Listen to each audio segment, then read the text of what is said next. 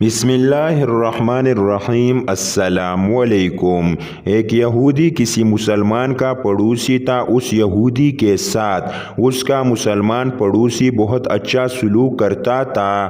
اس مسلمان کی عادت تھی کہ وہ ہر تھوڑی دیر بعد یہ جملہ کہتا تھا، حضرت محمد صلی اللہ علیہ وسلم پر درود شریف بھیجنے سے ہر دعا قبول ہوتی ہے اور ہر حاجت اور مراد پوری ہوتی ہے۔ جو کوئی بھی اس مسلمان سے ملتا وہ مسلمان اس سے اپنا یہ جملہ ضرور سناتا، اور جو بھی اس کے ساتھ بیٹھتا اس سے بھی ایک مجلس میں کئی بار یہ جملہ مکمل یقین سے سناتا تھا کہ حضرت محمد صلی اللہ علیہ وسلم پر درود شریف بھیجنے سے ہر دعا قبول ہوتی ہے اور ہر حاجت اور مراد پوری ہوتی ہے۔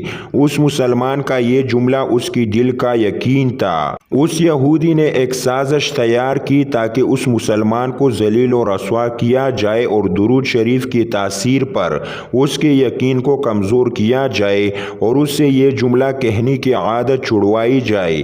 یہودی نے ایک سونار سے سونے کی ایک انگوٹھی بنوائی اور اس سے تاکید کی کہ ایسی انگوٹھی بنائے کہ اس جیسی انگوٹھی پہلے کسی کے لیے نہ بنائی ہو۔ سونار نے انگوٹھی بنا دی۔ وہ یہودی انگوٹھی لے کر مسلمان کے پاس آیا۔ حال احوال کے بعد مسلمان نے اپنا وہی جملہ، اپنی وہی دعوت دہرائی کہ حضرت محمد صلی اللہ علیہ وسلم پر درود شریف بھیجنے سے ہر دعا قبول ہوتی ہے، ہر حاجت اور مراد پوری ہوتی ہے۔ یہودی نے دل میں کہا کہ اب بہت ہو گئی، بہت جلد یہ جملہ تم بھول جاؤ گے۔ کچھ دیر بات چیت کے بعد یہودی نے کہا، میں سفر پر جا رہا ہوں، میری ایک قیمتی انگوٹھی ہے، وہ آپ کے پاس امانت رکھ کر جانا چاہتا ہوں، واپسی پر آپ سے لے لوں گا۔ مسلمان نے کہا، کوئی مسئلہ نہیں، آپ بے فکر ہو کر انگوٹھی میرے پاس چھوڑ جائے۔ یہودی نے وہ انگوٹھی مسلمان کے حوالے کی اور اندازہ لگا لیا کہ مسلمان نے وہ انگوٹھی کہاں رکھی ہے۔ رات کو وہ چھپ کر اس مسلمان کے گھر کودا اور بالآخر انگوٹھی تلاش کر لی اور اپنے ساتھ لے گیا۔ اگلے دن وہ سمندر پر گیا اور ایک کشتی پر بیٹھ کر سمندر کی گہرائی جگہ پہنچا اور وہاں وہ انگوٹھی پھینک دی اور پھر اپنے سفر پر روانہ ہو گیا۔ اس کا خیال تھا کہ جب واپس آؤں گا اور اس مسلمان سے اپنی انگوٹھی مانگوں گا تو وہ نہیں دے سکے گا، تب میں اس پر چوری اور خیانت کا الزام لگا کر خوب چیخوں گا اور ہر جگہ اس سے بدنام کروں گا۔ وہ مسلمان جب اپنی اتنی رسوائی دیکھے گا تو اس سے خیال ہوگا کہ درود شریف سے کام نہیں بنا اور یوں وہ اپنا جملہ اور اپنی دعوت چھوڑ دے گا۔ مگر اس نادان کو کیا پتا تھا کہ درود شریف کتنی بڑی نعمت ہے۔ یہودی اگلے دن واپس آ گیا، سیدھا اس مسلمان کے پاس گیا اور جاتی ہی اپنی انگوٹھی طلب کی۔ مسلمان نے کہا، آپ اطمینان سے بیٹھے، آج درود شریف کی برکت سے میں صبح دعا کر کے شکار کے لیے نکلا تھا تو مجھے ایک بڑی مچھلی ہاتھ لگ گئی۔ آپ سفر سے آئے ہیں، وہ مچھلی کھا کر جائے۔ پھر اس مسلمان نے اپنی بیوی کو مچھلی صاف کرنے اور پکانے پر لگا دیا۔